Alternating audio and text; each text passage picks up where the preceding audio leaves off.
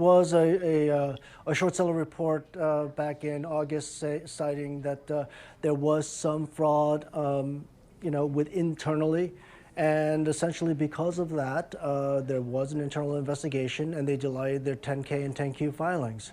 And what Supermicro is essentially saying, their internal investigation has found nothing or no evidence of fraud. But the 10K and 10Q filings still have yet to be filed. But it's not every day that a Big Four accounting firm does what happened here. Basically says, they really can't rely upon the management team and they just walk away from an account. That doesn't happen very often. No, Paul. I think between your lifetime and my lifetime in the financial industry, probably 4, 5 times, right? So yeah, it doesn't happen. It doesn't happen. They did find an alternative, BDO USA, and quite frankly, with the special investigation, being completed without evidence of fraud, it actually almost gives them BDO a safety net to actually expedite the 10Q and 10K filing sign off, in my opinion. So does this put all the questions to bed at this point? No, not necessarily, quite frankly. I mean, let's see what BDO says. I do think they're going to try to push along the filings as quickly as possible, possibly by year end. The deadline is sometime in late February, but I do think they'll try to push it along. Now, I will tell you, the other question is that was there so much reputation damaged because of this?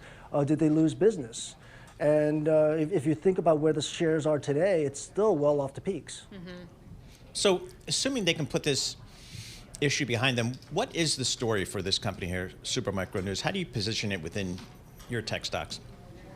Yeah, look, Supermicro has been one of the hottest companies within the hardware industry. They were on the forefront or the poster child of AI servers.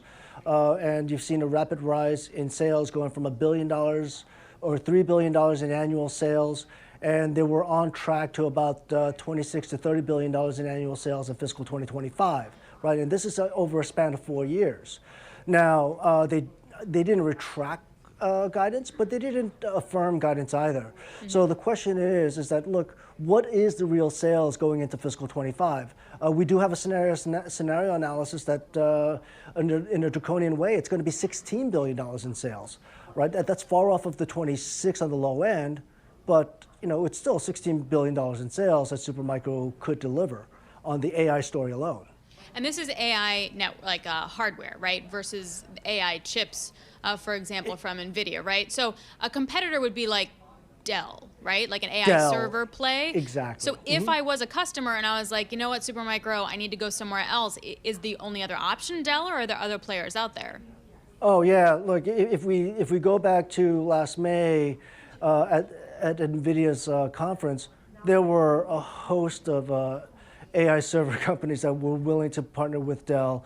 With NVIDIA. So Supermicro is not the only game in town. Neither is Dell nor HPE. There are some Taiwanese ODMs that are more than happy to assemble AI servers out there. So we've seen because of the growing competitive pressure, we've seen margins compress as a result for the industry. So they sacrifice, it feels like, the CFO here. How does the street feel about the rest of the management team, the leadership, as well as the board?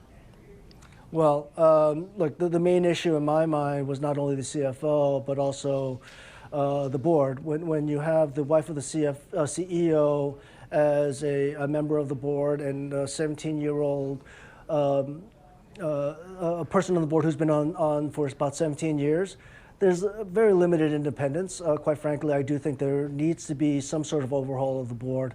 And I've said in the past on this show, and I have written that I think the CEO may need to be promoted to a chairman role and may need a new CEO.